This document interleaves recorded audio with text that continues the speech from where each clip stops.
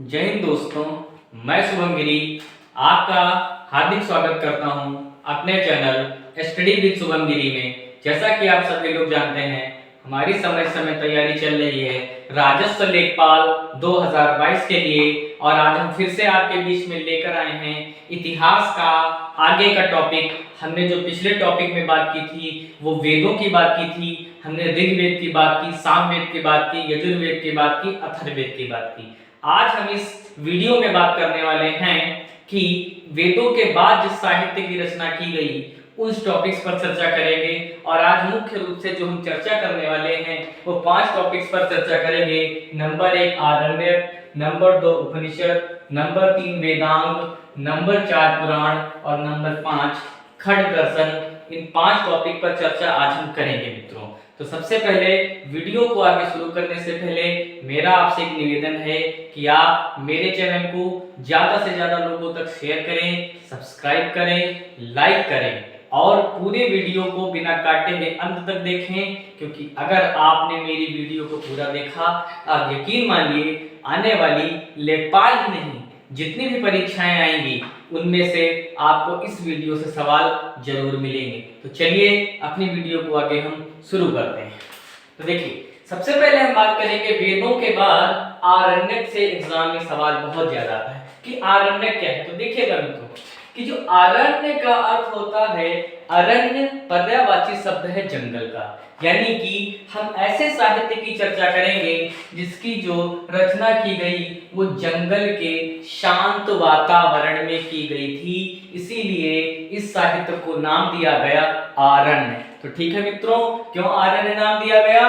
क्योंकि इनकी जो रचना की गई थी वो जंगल में की गई थी। एग्जाम में सवाल आता है कि दार्शनिक ग्रंथ क्या है, या ये जो आपका आरण्यक है ये है क्या? तो जो आरण्यक है मित्रों वो एक क्या होते हैं? दार्शनिक ग्रंथ होते हैं। अब बात आती है कि आखिर दर्शन क्या है। दर्शन का मतलब होता है जन्म मृत्यु, जन्म मृत्यु। दुनिया में संसार किसने रचा है, किसने बनाया है, लोग जन्म क्यों लेते हैं, मृत हो जाते हैं, यानी इस संसार का सत्य क्या है, इन सब बातों का जो गूढ़ रहस्य है वो हमको देखने को मिलता है दर्शन में। तो ठीक है मित्रों, अगर आपसे पूछ ले कि आरण्य क्या है तो एक दार्शनिक ग्रंथ है और इसमें जन्म मृत्यु और आत्मा के जो रहस्य की जो चर्चा है वो हमको मिलती है। एक जो सबसे ज्यादा एग्जाम में सवाल आता है वो क्या है कि ज्ञान मार्ग और कर्म मार्ग। फिर से याद रखिएगा मित्रों, ज्ञान मार्ग और कर्म मार्ग के बीच सेतु का कार्य कौन करता है? तो ज्ञान मार्ग और कर्म मार्ग के बीच जो सेतु का कार्य है वो आरण्यक ही करते हैं, या इनको ज्ञान मार्ग एवं कर्म मार्ग के बीच के सेतु की संज्ञा दी गई है। तो चलिए, ये हमारा पहला टॉपिक था और अब हम दूसरे टॉपिक की तरफ अब हम बढ़ते हैं। तो दूसरा हमारा टॉपिक है उपनिषद। क्या है मित्रों? उपनिषद। उपनिषद क्या है कि ऐसा साहित्य जिसे गुरु के समीप बैठ करके लिखा गया। पहले क्या होता था कि जो शिक्षा हमारी दी जाती थी वो गुरुकुल प्रणाली के आधार पर दी जाती थी, और बच्चे क्या होते थे, घर को त्याग करके जंगल में जाते थे, अपने गुरु के समीप बैठ करके शिक्षा ग्रहण करते थे, उसी को कहा गया उपनिषद। और जो भारतीय दर्शन का जो मुख्य स्रोत है, यानी कि हमारे जो भारतीय दर्शन का मुख्य स्रोत है वो उपनिषद ही हैं। अगर हम उपनिषदों का अध्ययन करें तो हम भारतीय दर्शन को बहुत ही आसानी के साथ समझ सकते हैं। जैसा कि आप जानते हैं कि जो भारतीय दर्शन है वो आस्तिक पूर्ण है, यानी हम ईश्वर में विश्वास करते हैं, और जो पश्चिमी कल्चर है वो कैसा है? नास्तिक है, यानी वो ईश्वर पर तो विश्वास करते हैं मगर पूर्ण रूप से नहीं, यानी वो भौतिकता पर थोड़ा सा ज्यादा जोर देते हैं। मगर हम भारतीय जो दर्शन है वो भौतिकता को अब तो अपना रहा है, मगर हम आध्यात्मिकता की तरफ हम थोड़ा सा ज्यादा झुके हुए हैं। तो चलिए आगे हम बढ़ते हैं। सवाल एग्जाम में पूछता है कि उपनिषदों की संख्या कितनी है। तो याद रखिएगा मेरे दोस्तों, उपनिषदों की जो संख्या है वो है 108। कितने हैं? 108। एक क्वेश्चन अगर पूछ लिया था वेदांत क्या है, तो कई सारे लोग गलत कर जाते हैं। तो याद रखिएगा कि उपनिषदों को ही वेदांत बोलते हैं। क्या बोलते हैं दोस्तों?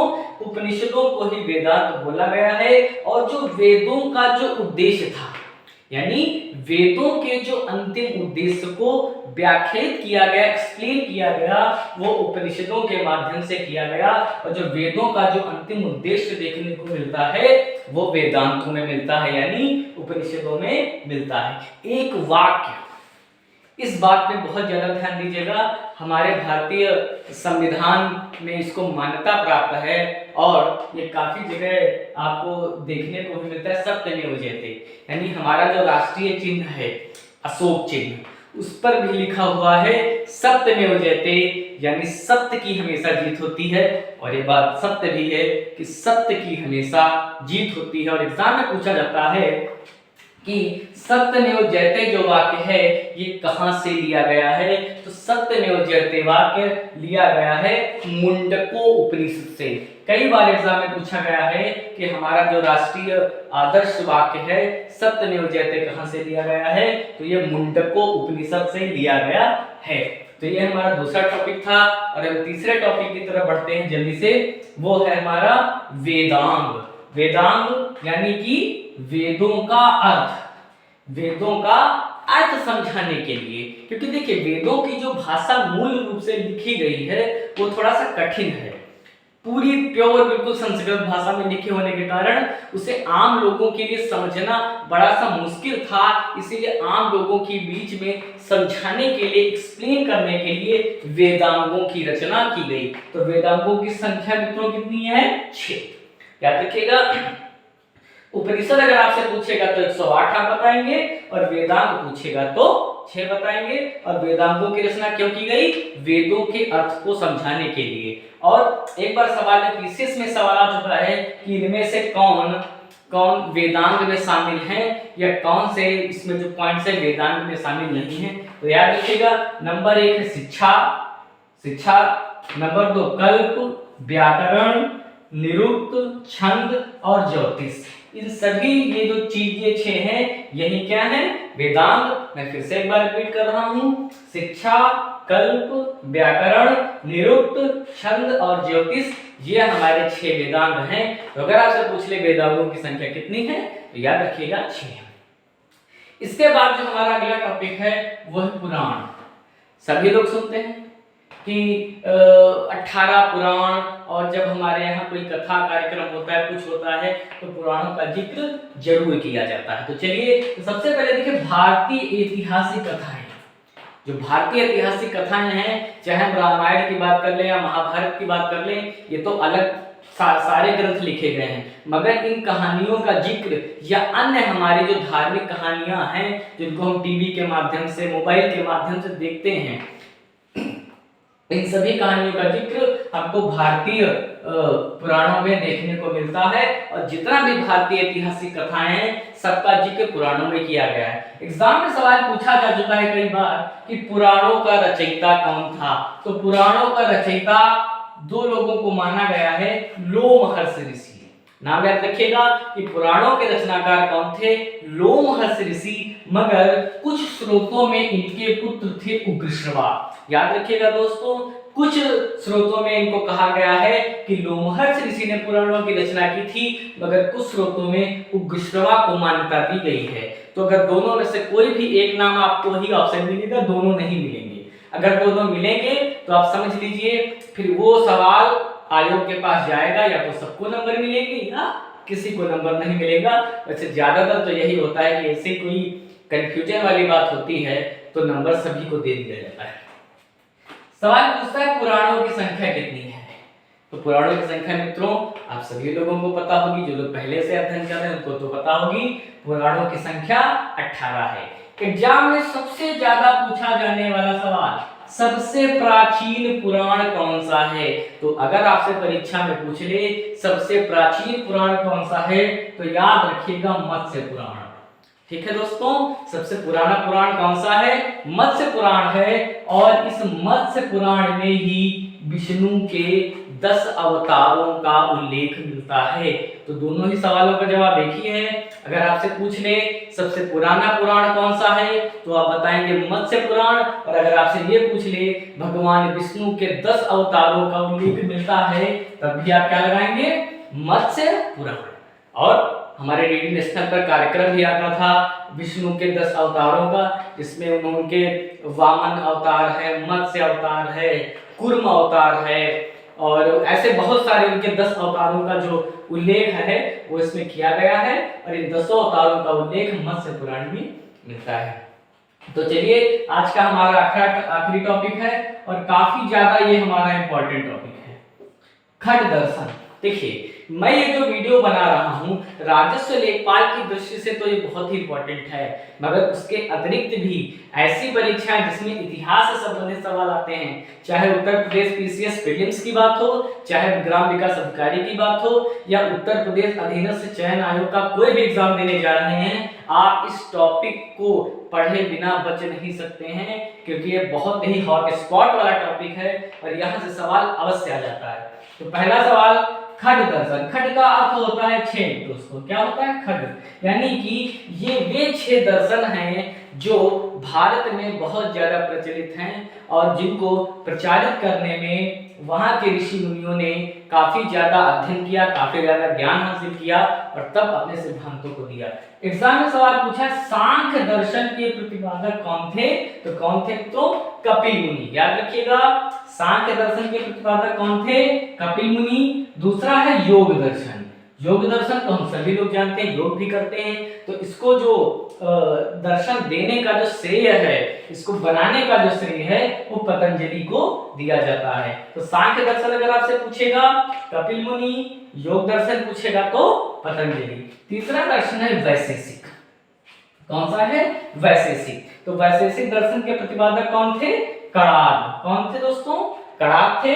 और जो आपका पहला परमाणु सिद्धांत देने का जो श्रेय दिया जाता है वो एक भारतीय को दिया जाता है, और ये हमें गर्व होना चाहिए। मगर हमारे साथ समस्या ये थी कि हमने अपने सिद्धांत तो दिए मगर हमारे पास तकनीक नहीं थी जिसके माध्यम से हम उन चीजों को साबित कर पाए। और जब आधुनिक विज्ञान आया तो उसने जब इन्हीं चीजों को सिद्ध किया तो आज हम मजबूर हैं कि हम आज के जो वैज्ञानिक हैं उनकी बातों को स्वीकार करना पड़ता है।